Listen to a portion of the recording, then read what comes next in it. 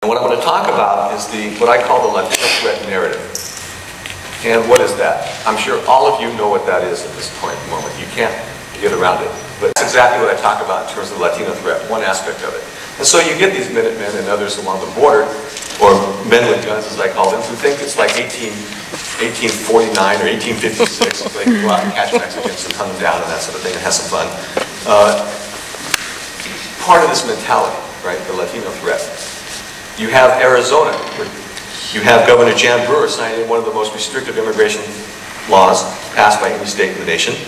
And, of course, the hardest working Mexicans in Hollywood. And basically, this past a few days ago, we had an election.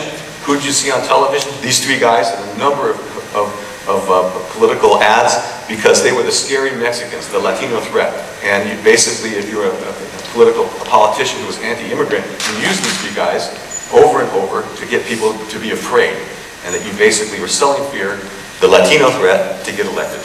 So these are examples of the Latino threat and how prevalent it is in everyday discourse, political discourse, and movies. I can show you all kinds of things, I just don't have time.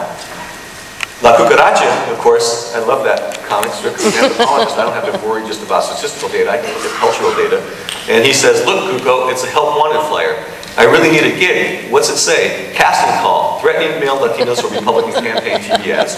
Basically, fear sells, and the Latino threat is an incredibly effective means to get, if you're on the radio, listeners, if you're a politician, people to vote for you. And you can just go down the list of how effective this fear sells in all these different domains. That's why we call it a national discourse, right, in academia. That's used in all these different areas of our culture. So what is the Latino threat that gets repeated over and over for the last 40 years or so? I can go back to the 1800s, and there's some variations on what I'm talking about, but let's just talk about the contemporary period. Number one is that there's the Latino Quebec, like the Quebecois in Canada 20, 30 years ago, that wanted to start a separatist movement. There's a lot of people saying that that's going to take place in the United States. It turned into the Latino reconquest of the Southwest idea, this whole idea of the invasion and takeover. Latinos don't want to integrate socially. They want to live in their own marginal little neighborhoods and never really interact with the larger society. Why? Because they're waiting for the takeover. They don't want to learn English, or some people would say they don't have the genetics to learn English. They just aren't capable of learning English, as if every human isn't wired to learn languages. But they just don't want to. Why? Because they want to live in their separate neighborhoods, socially separate from the rest of the nation, and basically wait for the reconquest, the takeover. The Latinos are immutable as part of this discussion, this discourse. And what does that mean? That's probably one of the worst things you can say about a human being. Why? Because I put these keys in my pocket. They're immutable. That means they don't change. They're inorganic material. I die 1,000 years from now, an archaeologist from Fullerton College digs me up, finds the keys in my pocket, and says, wow, they haven't changed. Human beings change. We're mutable. We change all the time because we're part of history.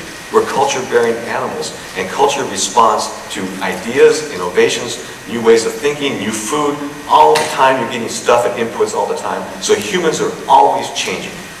That's what it means to be human, to be part of history. So to call someone immutable as if somehow you can endlessly reproduce some stereotype of a traditional culture over and over and over without historical change is just an incredibly obtuse thing to say from an anthropological point of view. And of course, what runs all this, what undergirds all of these, I would call them myths about Latinos in the United States, is the idea of fertility. That Latinas are unable to control their fertility. They're unable to, they're so tied to Catholic dogma and cultural ideals of being a woman that having 10 or 15 kids is the only thing they can think of to be a woman. And men, the only thing they can think of to be a man is to reproduce continually. Hopefully with one woman, but if not many. Right? These ideas and this rampant fertility, this unchecked reproduction, is what fuels the whole Quebec Latino reconquest. I'm going to show you some examples of that. Because when we hear these ads by Republicans, or we hear some of these other issues that I just pointed out, Those things just didn't emerge yesterday. This is part of a constructed set of assumptions about Latinos that have been constructed over and over and said over and over, and they get in.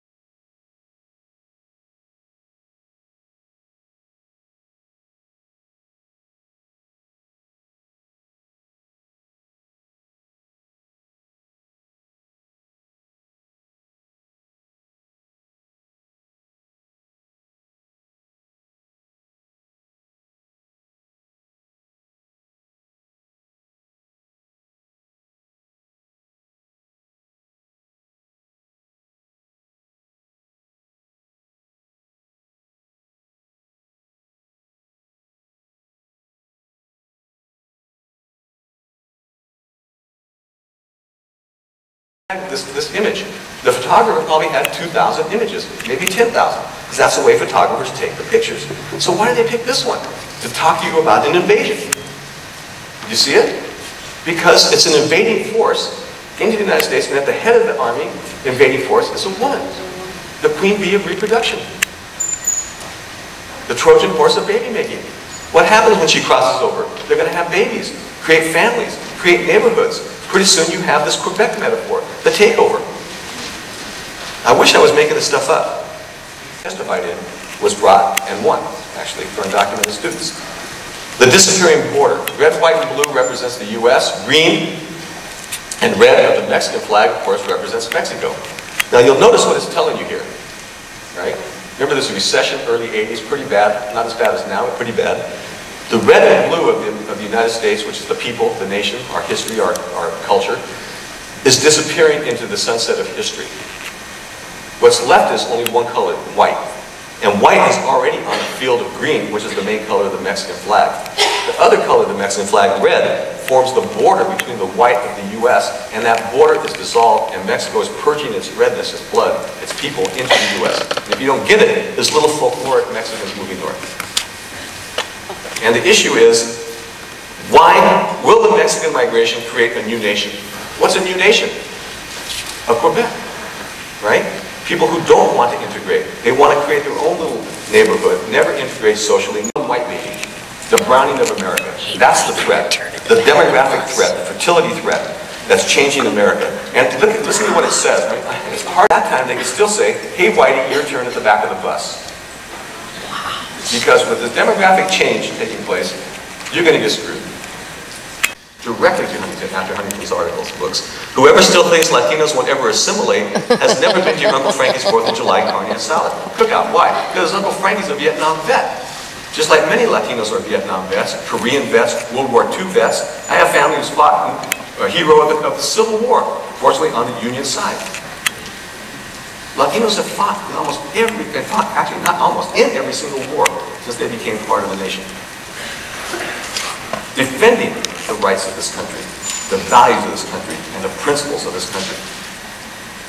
In 2004, when Professor Huntington is writing about Latinos, we're in a war in Afghanistan, a war in Iraq, Osama bin Laden is still flipping us off, and the Taliban is still creating mischief. And the biggest threat are Latinos. How can that possibly be? How can that possibly be? How can he say that without Americans jumping up and saying, for shame? Because when I read the paper, I pick up the LA Times, I look at the obituaries. Who's dying in Iraq? Who's dying in Afghanistan? I'll tell you right now, a large proportion of the people are Latinos defending his right to stigmatize Latinos in this country. That's where the shame comes in. That's where the immorality is incredible. The right to be a citizen because of birth in the nation.